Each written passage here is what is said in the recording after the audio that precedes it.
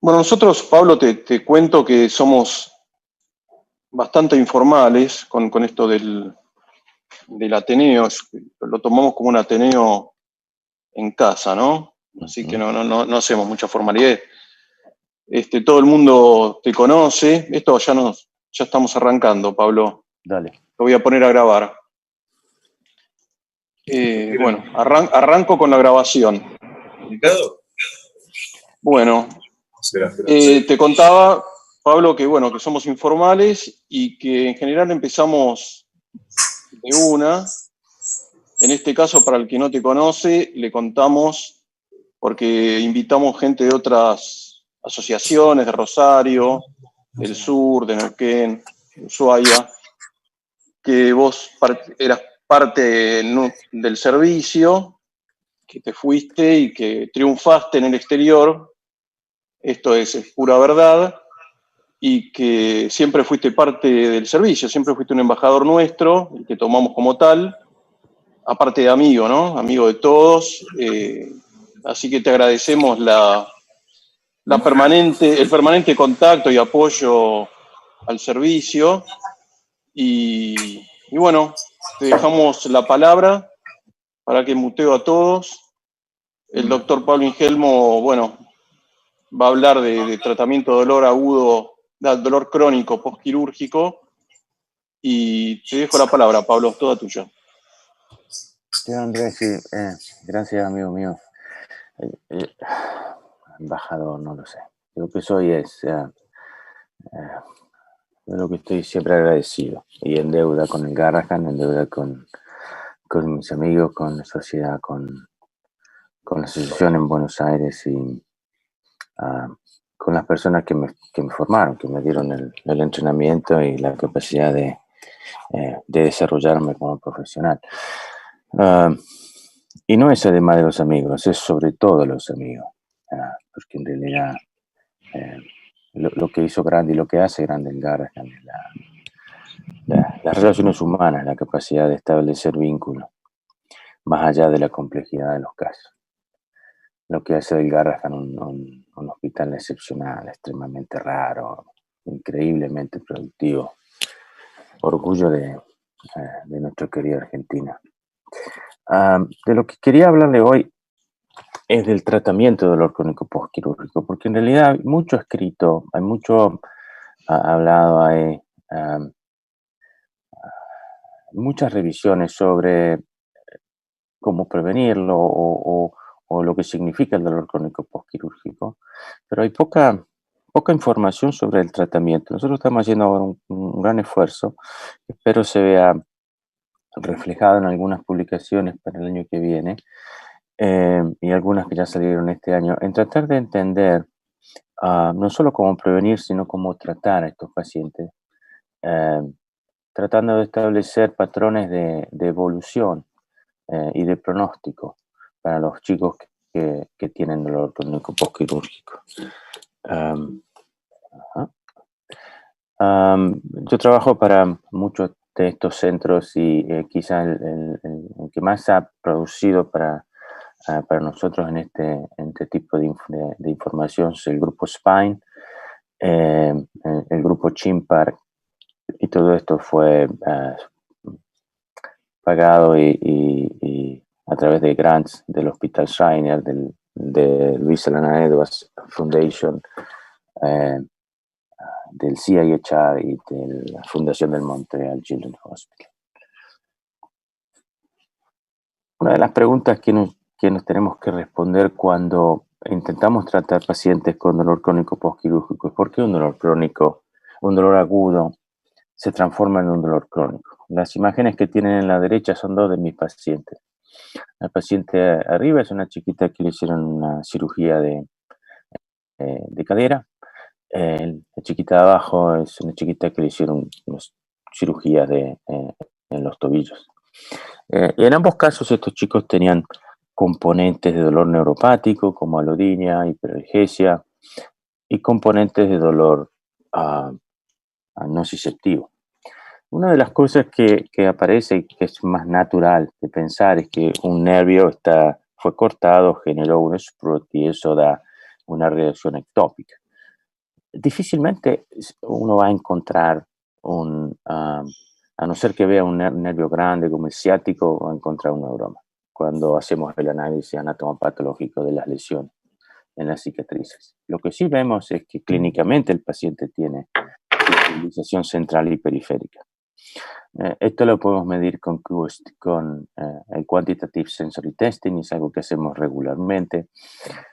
Lo que se ve en los animales es que hay un proceso inflamatorio, y este proceso inflamatorio aparece sea en la periferia, sea en la microglía y en los astrocitos en la columna, en la médula espinal. Entonces, la primera neurona y la segunda, tercera neurona pueden estar realmente afectadas en pacientes con un dolor crónico postquirúrgico. Y lo que se ve también es que hay un cambio en la modulación de la analgesia o del estímulo nociceptivo, siempre hacia un proceso pronociceptivo. La inhibición natural está bloqueada o al menos alterada, y hay un proceso de facilitación de la transmisión de los impulsos a partir de la segunda o la tercera neurona.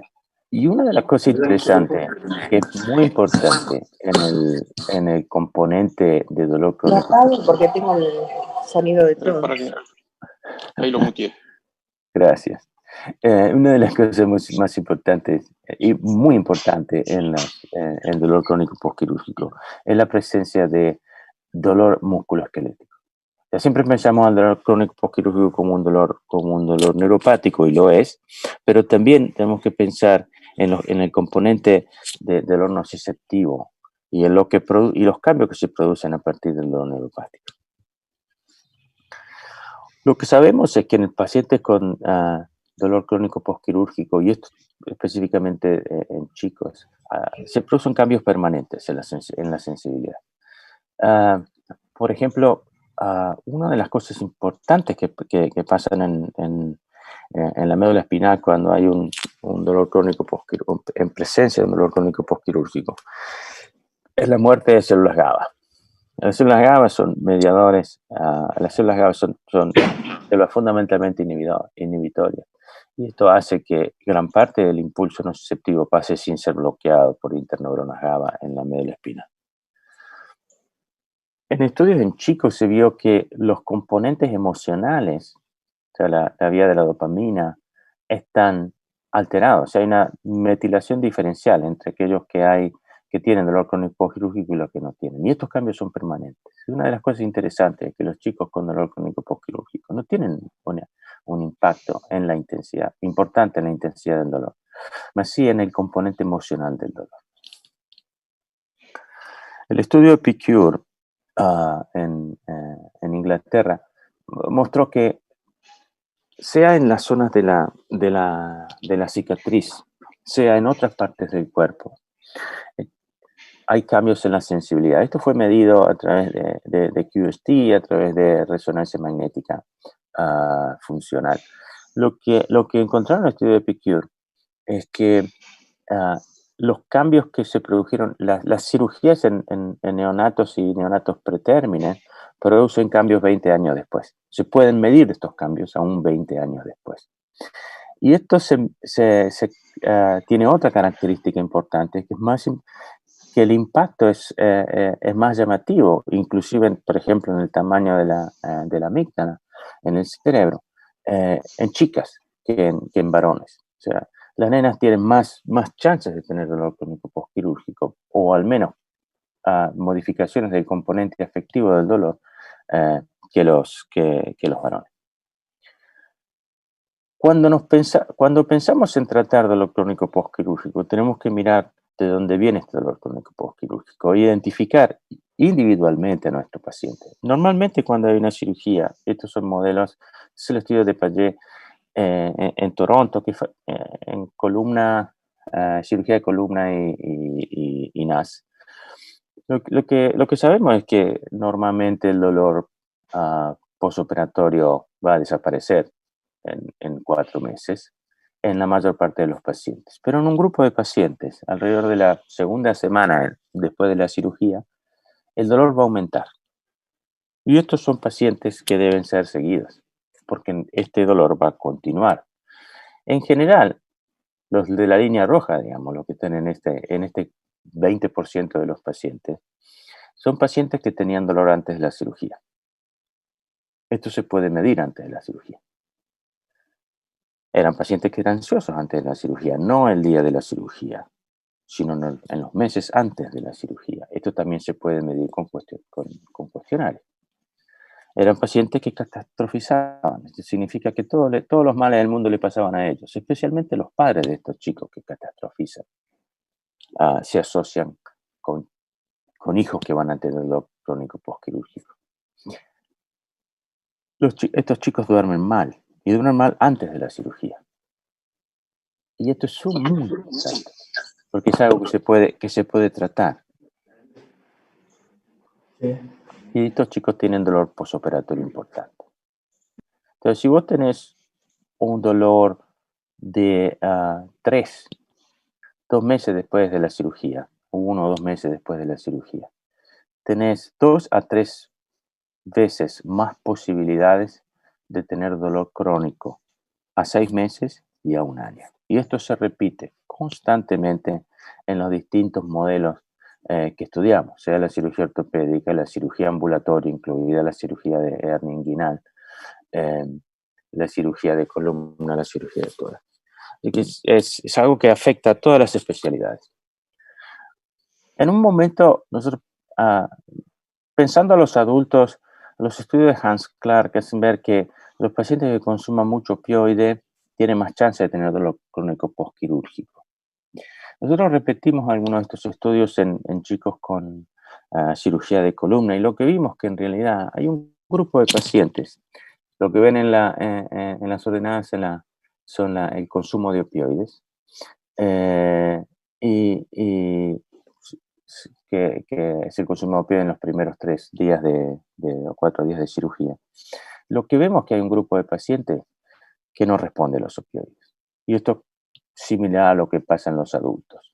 Esto posiblemente es debido a algunas mutaciones del OPR. Y pero los pacientes que consuman mucho opioide no tienen mayor incidencia de dolor crónico postquirúrgico.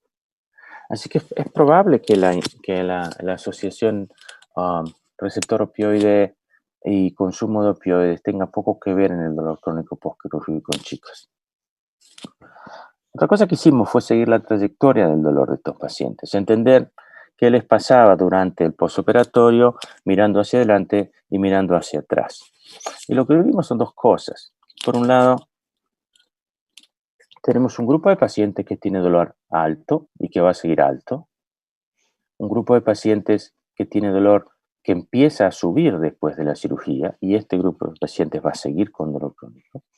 Y otro grupo de pacientes, 2 grupos de pacientes distintos, van a tener un andamiento más normal, es la que nosotros nos esperamos. Aumenta el dolor después de la cirugía y desaparece a las pocas semanas.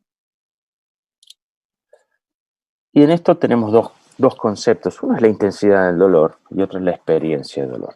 Entonces, la intensidad del dolor se relaciona con cuánto el paciente catastrofiza y se relaciona con en nuestro modelo, digamos, en nuestro análisis, se relacionó con la medicación, si el paciente recibía medicación antes de la cirugía. Estos son dos signos de alarma. Y por otro lado, tenemos lo que se trata de la experiencia del dolor. Si el paciente experimentó dolor durante la cirugía como un componente importante de su sufrimiento, es esperable que ese paciente va a tener dolor a 6 meses, que va a perder días de escuela y que va a seguir tomando medicación a 6 meses. Así que lo que pasa en la cirugía, lo que pasa en el posoperatorio de la cirugía inmediato, tiene mucho que ver con lo que le va a pasar al paciente a los 6 meses después de una cirugía de columna. Lo que nosotros sabemos después de analizar muchos pacientes en nuestra clínica utilizando quantitative sensory testing y el condition and pain modulation para medir la función del sistema descendente inhibitorio, es que son muy poquitos los pacientes que vienen a vernos a nosotros y que vamos a tener que tratar, que tienen un sistema nociceptivo normal, menos del 5%. Otro 20% puede ser que tengan un 25% van a tener un solo componente del sistema nociceptivo alterado, que esto sea una sensibilización periférica, una sensibilización central o un sistema descendente inhibitorio que no funciona. La mayor parte de los pacientes, 70% de ellos seguramente, tienen combinación de alteraciones del sistema nociceptivo. Y es muy frecuente que estos pacientes vengan con un sistema descendente inhibitorio que no funciona normalmente. ¿Qué quiero decir con esto? Que es difícil aplicar protocolos de tratamiento sin entender quién está de frente, a quién tenés de frente. O al menos sin entender cómo es el sistema nociceptivo de ese paciente. Porque en algunos casos, por ejemplo, pensar a utilizar un antidepresivo en un paciente que tiene un sistema descendente inhibitorio óptimo, eso es prácticamente asegurar al paciente, y lo vamos a ver después, que va a tener efectos adversos. Basados en eso, generamos en el año 2015 un protocolo que se está modificando, pero que en general se ha estabilizado en los últimos 2 años, diría, en el que utilizamos la sensibilidad individual del paciente para ver qué tipo de medicamentos o tratamientos le utilizamos. O sea, si el paciente vemos que tiene sensibilización periférica o una activación anormal de fibra C, vamos a utilizar fundamentalmente antiinflamatorios no esteroides, cremas con efecto tópico y localizado o analgesia regional. Y después, si esto no funciona, vamos a utilizar carbamazepina o lidocaína endovenosa. Si el paciente tiene sensibilización central, nuestra primera opción son los gabapentinoides y nuestra segunda opción es la ketamina endovenosa. Y si tiene un sistema descendente inhibitorio que no funciona, la primera opción para nosotros va a ser la terapia del comportamiento, el psicólogo, la fisioterapia o la clonidina, y en segundo nivel, los antidepresivos. La terapia de comportamiento, y la pongo primero, es una terapia que funciona bien. Y no solo funciona en términos de disminuir el dolor, la disabilidad y las alteraciones del humor, sino que trabaja en los dos, en los papás y en los chicos. Y sabiendo que la catastrofización es uno de los componentes más importantes asociados al dolor crónico postquirúrgico, sea en chicos que en papás y mamás, es importante trabajar sobre los papás y las mamás. En el caso del dolor crónico postquirúrgico, es muy importante entender que si tenemos la posibilidad de acercarnos al paciente antes de la cirugía, durante el proceso de internación eventualmente, o inmediatamente después de la cirugía, vamos a tener mejores resultados. Y el modelo del dolor crónico postquirúrgico nos permite actuar con bastante tiempo, inclusive preveniendo estos problemas antes de que lleguen al hospital. La actividad física normal se asocia en general, en términos de dolor crónico, con disminución del dolor, de la intensidad del dolor, de los síntomas depresivos y la prevención de la disabilidad funcional física. El punto es que no hay una píldora llamada fisioterapia, sino que uno tiene que aplicar un protocolo dedicado al paciente para entender dónde están dando. Si no hay no funcionan los modelos generalizados o los modelos que no sean individualizados. Realmente no funciona. Nuestro modelo nuestra visión, y esta es una visión que aprendí en Argentina, es la de tener el fisioterapista como si fuera un coach que está trabajando con vos. Esto lo viví ya como paciente, como doctor, y entender que hay dolores que son buenos, hay algunos dolores que no son malos, que son dolores que se asocian con la actividad y que va a haber que moverse aún teniendo dolor. El aceptar este componente de dolor biológico que está asociado con la actividad física es muy importante en la progresión de los pacientes con dolor crónico postquirúrgico hacia, hacia la curación del dolor. Pues, el tratamiento farmacológico realmente ha sido muy cuestionado. Realmente en los últimos años nos estamos dando cuenta que estuvimos aplicando modelos terapéuticos no estudiados en chicos para patologías que tienen poco que ver con lo que nosotros estamos viendo. Aplicamos medicamentos que fueron estudiados para la neuropatía diabética o la neuropatía postinfectiva, y lo queremos aplicar a una patología postquirúrgica, solo porque actúan en un tipo de células que pueden ser activadas en el modelo animal durante un proceso quirúrgico, por ejemplo, los gabapentinoides. Y lo que vimos, lo que sabemos en este momento es que no tenemos ni idea de la eficacia o la seguridad de los medicamentos que estamos dando, porque no fueron estudiados. Y cuando fueron estudiados en muy pocos pacientes. Y para modelos que en realidad no son transportables en la investigación. Y lo que nosotros tenemos que hacer en realidad es, sí, mirar la eficacia de nuestros tratamientos, pero también tenemos que mirar muy claramente y con mucha atención los riesgos de nuestros medicamentos y de nuestros tratamientos. Estos son números que les quiero mostrar empezando con el año 2010 o 2009, 2010, cuando salieron los social media a la calle. Estos son datos en la izquierda de suicidios, tasas de suicidios por 100.000 habitantes en chicos de 15 a 19 años, y en la derecha ven la tasa de suicidios de chicos de 10 a 14 años. Y lo que ven es que los niveles de 2010 comparados con los niveles del 2017, los números son extremadamente importantes. O sea, lo único que bajó en estos años es la tasa de homicidio para los chicos.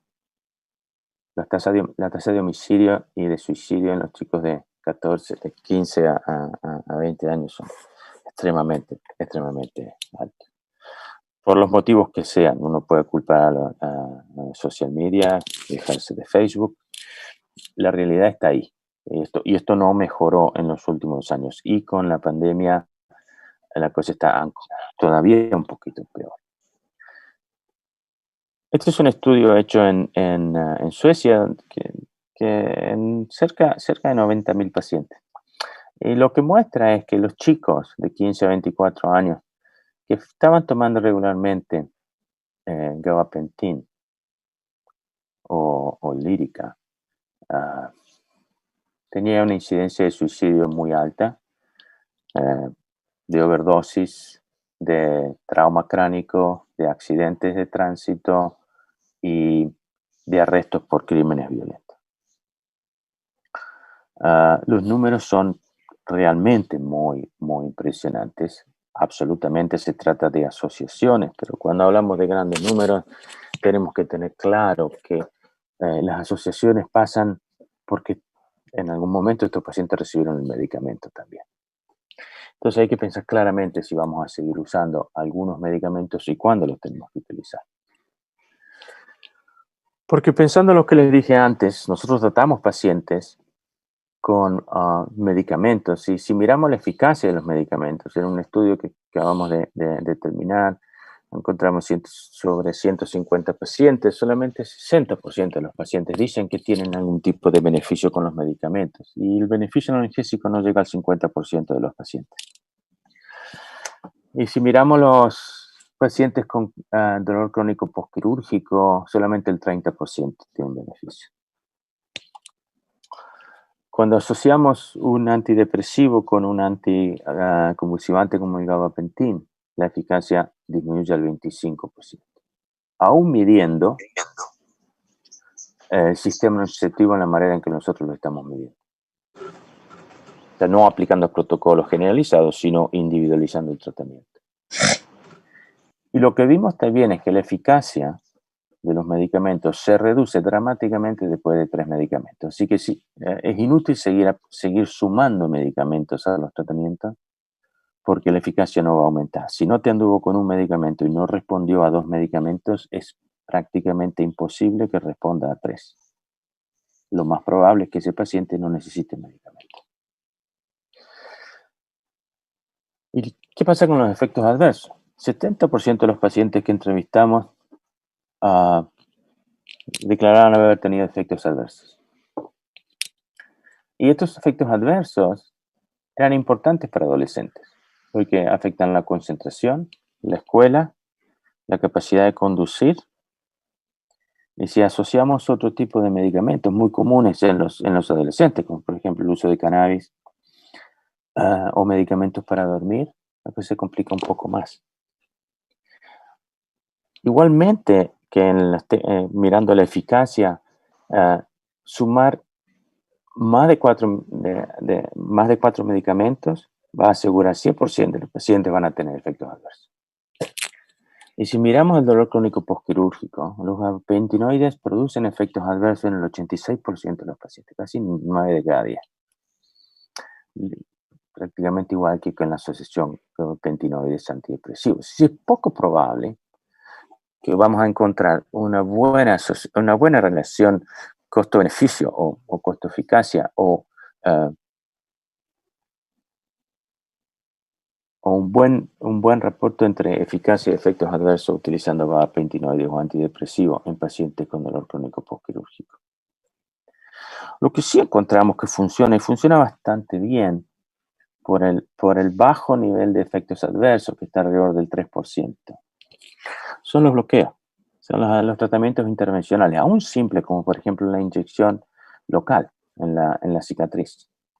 O las inyecciones en los planos, un TAP block para un dolor abdominal post cirugía de apendicitis, o un PEC para una cirugía mamaria. O sea, este tipo de proceduras que son bastante simples y que nosotros las hacemos casi todos los días en el quirófano, se mostraron muy útiles en el tratamiento, en el diagnóstico, identificar la fuente del dolor, pero también como una fuente de tratamiento como en sí mismo. Cuando es utilizada al interno de un sistema multidisciplinario con fisioterapia y con psicología, los bloqueos funcionan bastante bien. Al punto que tienen una eficacia bastante alta. O sea, 70% de los pacientes a 6 meses van a decir que retornaron a una función normal, física y social, que tiene una reducción de al menos el 50% del dolor y que tiene una reducción al menos del 50% en el uso de analgésicos. ¿Qué nos pasa en la vida real? Cassandra es una estudiante de medicina que está trabajando con nosotros en ayudarnos a entender el dolor crónico postquirúrgico. Y lo que vimos es que nuestros pacientes antes o después van a recibir medicación en 80% de los pacientes. La medicación que más utilizamos son los antiinflamatorios no esteroides y la que menos utilizamos son los gabapentinoides. Y en general estos pacientes ya venían con gabapentinoides. Utilizamos en 7 de cada 10 pacientes los bloqueos. En general los pacientes necesitan 2 a 3 bloqueos. Utilizamos la fisioterapia y la psicología no es necesaria en todos los pacientes. Solo 1 de cada 4. Entonces es importante entender que la terapia individual puede ser muy útil. Y le quiero mostrar un caso esto pasó hace 2 meses y la chica va a ser operada esta mañana, dentro de el primer caso que tenemos hoy. Recibo un mail del jefe de anestesia de uno de los hospitales asociados a nosotros, diciéndole al cirujano: mira, vimos a esta chiquita de 15 años que vos la operaste de la columna hace 2 años. Y le quedó con dolor crónico. Pensás que el dolor crónico está asociado a unos tornillos que le tenés que sacar dentro de unos días en octubre. Esta chica, mira lo que está pasando, está tomando opioides, está seguida por un psiquiatra porque tiene depresión, tiene ansiedad. Nosotros pensamos que este paciente tiene que ser visto por el servicio de dolor crónico antes de que lo opere. Porque en nuestro protocolo de ERAS, de optimización de estos pacientes, tomar opioides y tener problemas de serios problemas clínicos de ansiedad y depresión es una alarma de que algo va a andar mal en el postoperatorio. Te sugerimos de posponer la cirugía. El cirujano, como todo el mundo, dice, ¿sabe qué? Yo tengo que encontrar un relaxante para esta chiquita. Bueno, lo voy a buscar. Dice, pero me tenés que asegurar que el servicio de dolor crónico la va a ver pronto. Entonces yo respondo, sí, mire, nosotros lo vamos a ver dentro de 2 semanas, pero necesito tiempo para disminuir el uso de medicamentos, mejorar la función física, a ver si podemos mejorar su sueño antes de la cirugía. Yo les voy a decir cuando está lista, pero consideremos una reunión antes de que lo operen, porque es importante planificar las cosas juntos. Nosotros vimos a la chiquita esta semana, el lunes, y mejoró su sueño, no está tomando más opioides, está haciendo actividad física. Su dolor disminuyó, pero no mucho. Seguramente por eso la tienen que operar. Y está muy motivada a irse del hospital lo antes posible, idealmente el mismo día de la cirugía. Esto después de 8 semanas de trabajo intensivo con un grupo de personas. Es muy importante entender que si uno quiere tratar dolor crónico postquirúrgico, como en estos casos, no puede trabajar solo. Y que al final de toda esta historia, la prevención es el tratamiento. Es la prevención de los problemas antes de la cirugía. Eso tenés que identificar a tu población. La prevención durante la cirugía. Trata de disminuir el dolor lo más que puedas, asegurando un buen sueño de estos chicos y una vuelta a la actividad física lo antes posible para evitar una transición a dolor crónico. Y la prevención terciaria. Es cuando vos ves un chico con dolor crónico, no esperes 3 meses. Con 2 semanas ya sabes que la cosa no va a andar en una buena dirección. ¿Querés esperar 4 semanas? También está bien. Trata ese dolor entre 2 y 4 semanas. Pero no va a cambiar demasiado. Así que empezá a buscarle un lugar donde lo puedan tratar. Porque lo que hay que hacer es prevenir la disabilidad asociada al dolor. El dolor se puede tratar. La disabilidad es algo que puede generar un estigma en estos pacientes y además posiblemente alterar el futuro de estos chicos. Yo les agradezco muchísimo no solo su atención, sino el hecho de haberme invitado a este último Ateneo del año. Me siento realmente contento de estar con ustedes. Muchas gracias. Bueno, gracias, Pablo. Yo voy a preguntarle a la gente que se desmutee para que... Y así te pueden hacer las preguntas y charlamos un poquito. Dale. Así que te pongo, si querés poner la galería, así si alguno Pongo la galería. quiere mostrarse, así charlamos inclusive de algunos otros temas que te quieran preguntar. Así que, bueno, gente.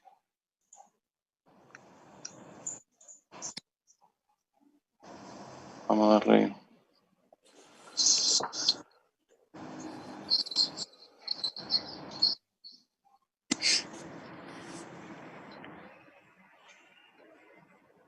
Bueno, chicos, ¿alguien le quiere hacer alguna pregunta a Pablo?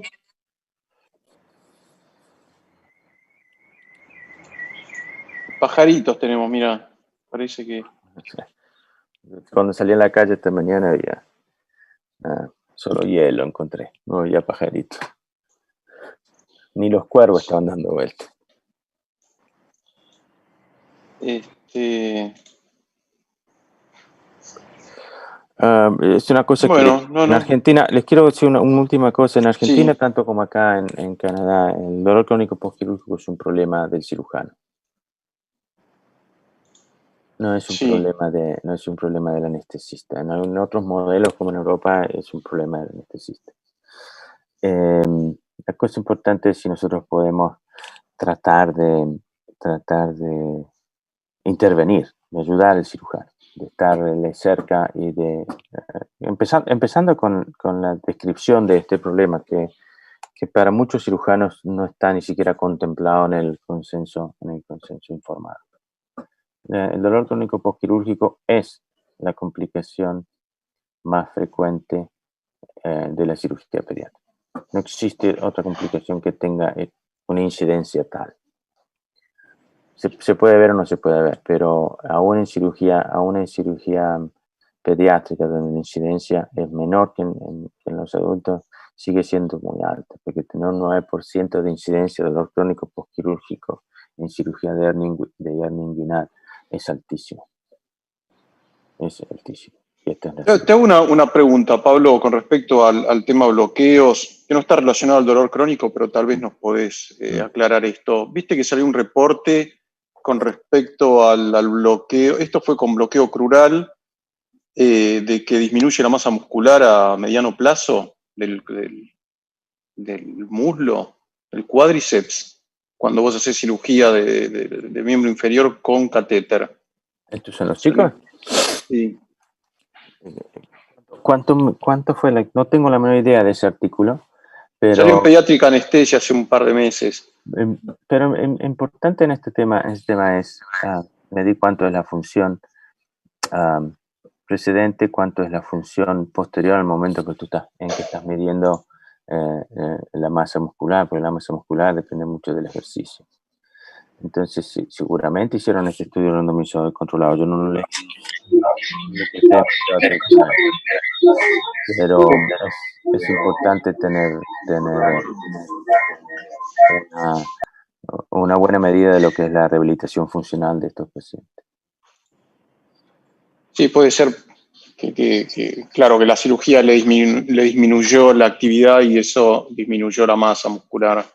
No te puedo hacer un comentario sobre eso. Lo que sí sabemos es que la rehabilitación funcional de un miembro después de la cirugía es muy variable.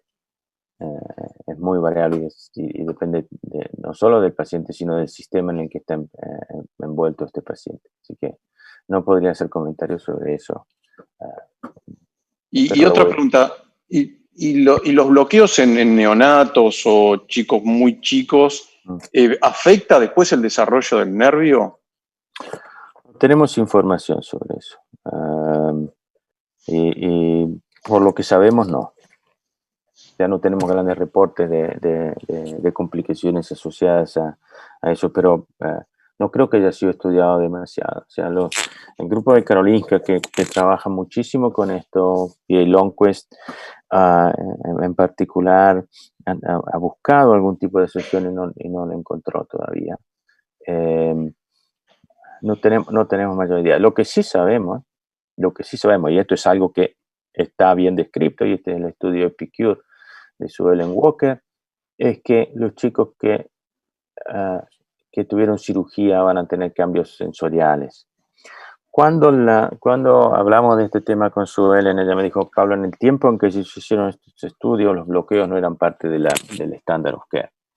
Así que posiblemente esto tiene que ver con un momento de la cirugía en tiempos del alotano, en tiempos donde se utilizaba poco el fentanil también, o los opioides.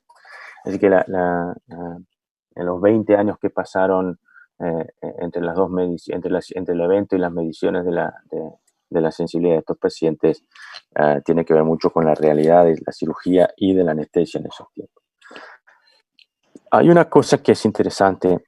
¿Podemos prevenir el dolor crónico postquirúrgico utilizando bloqueo? No. Desgraciadamente, la información que tenemos solo habla de un potencial beneficio en algunas cirugías en adultos.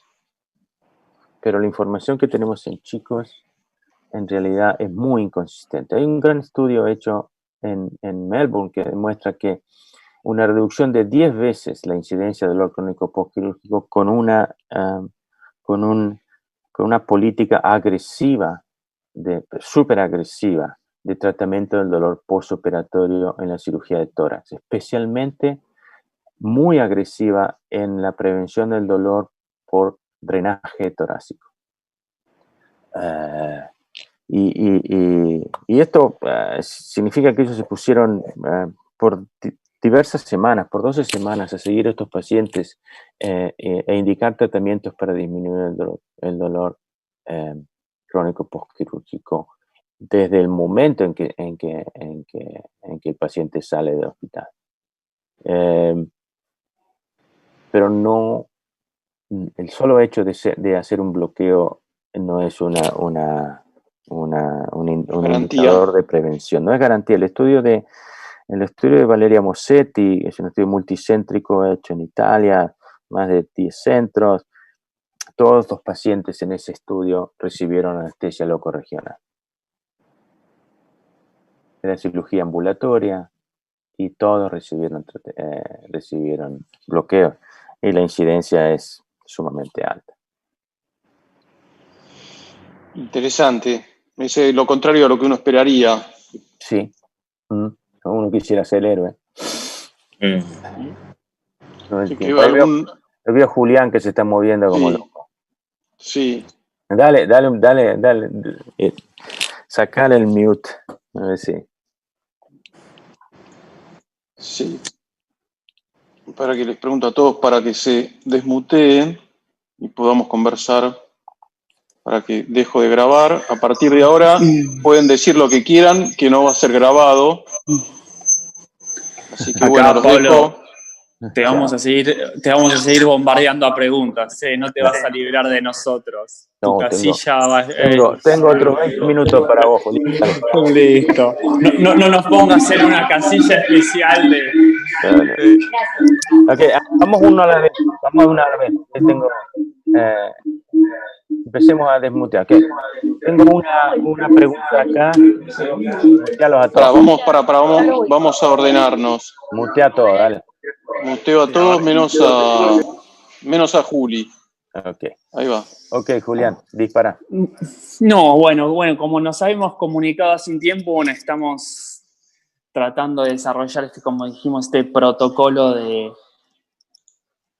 simileras, como así llamarlo, para cirugía de escoliosis. Y bueno, y tenemos esas cosas muy interesantes, lo que ya nos habías comentado, por ejemplo, de la introducción de los gabapentinoides, todo, y después, bueno, lees una publicación en el Pediatrics última de Francia de ERAS en escoliosis idiopática y lo ponen como condición sine qua non para el preoperatorio, lo continúan 5 días. Entonces son esas cosas que no, viste, que uno se empieza, como decir, se empieza a, no sé si a sorprender, pero dice, una publicación. ¿Quién tiene razón? Más, va.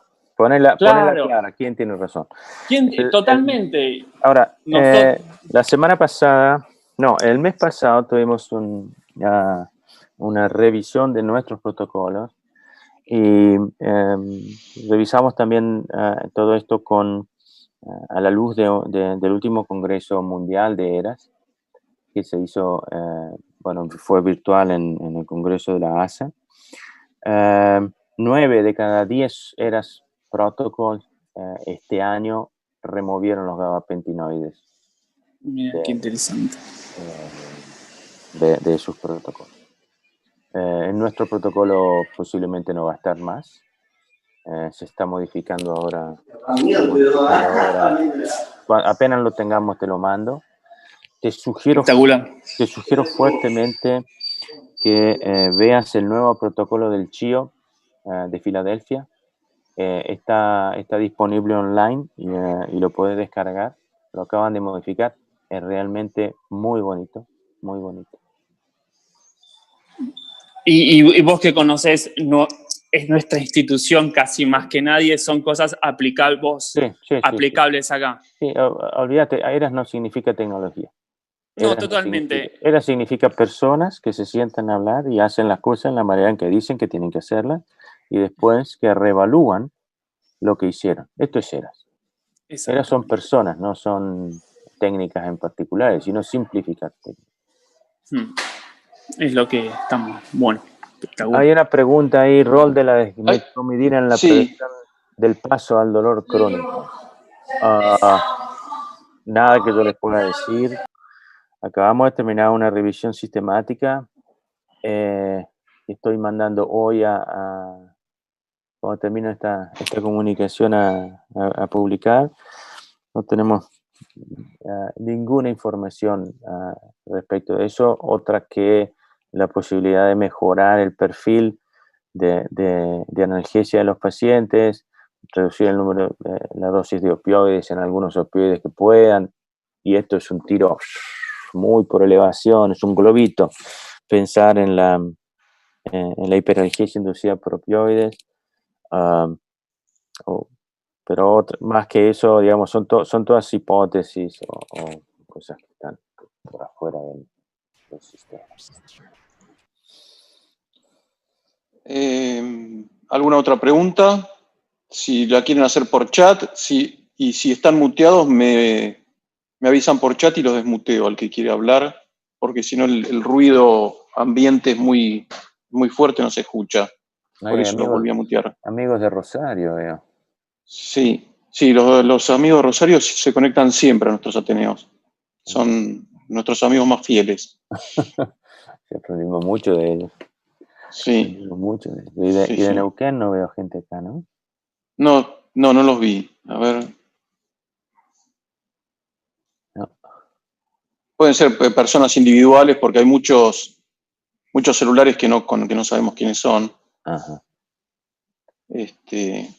Pero como no íbamos a hablar de pacientes ni identificar a nadie, lo abría a la comunidad anestesiológica del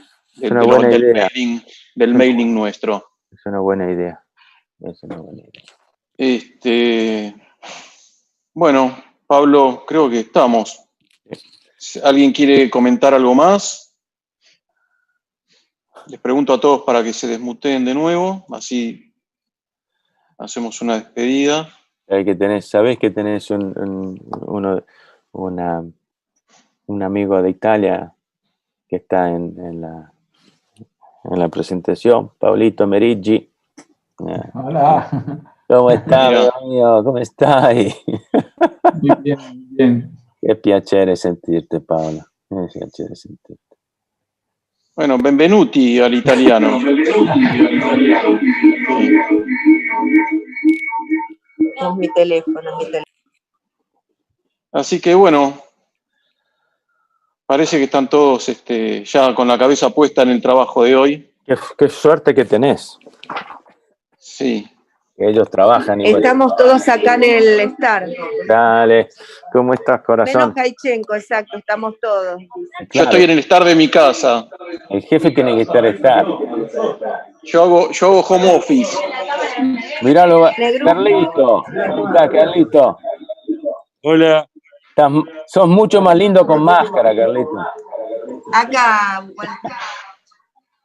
Está el gordo. ¿Qué haces, Pablito? ¿Qué haces, hermano? ¿Cómo estás? Que el sumino disfrazada. Ay, qué lindo. Mirá, se puso la mascarita. ¿Ella qué es acá? Presa, Claudia, presa. Chao, Claudita. Yo, Graciela.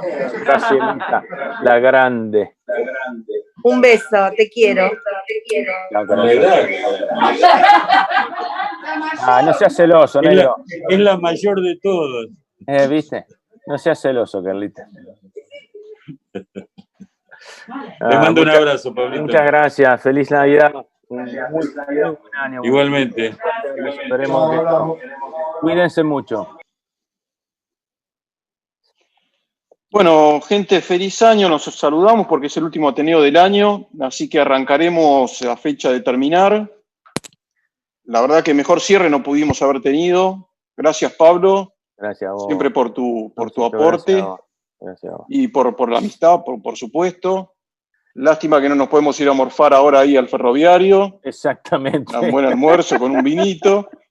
Y una buena pero bueno, la próxima la hacemos. Esperemos. Un fuerte abrazo. Así que abrazo a todos y nos estaremos viendo. Hasta luego a todos. Gracias de nuevo. Gracias otra vez, Rosito. Chao. Chao. Chao, Paulino. Chao.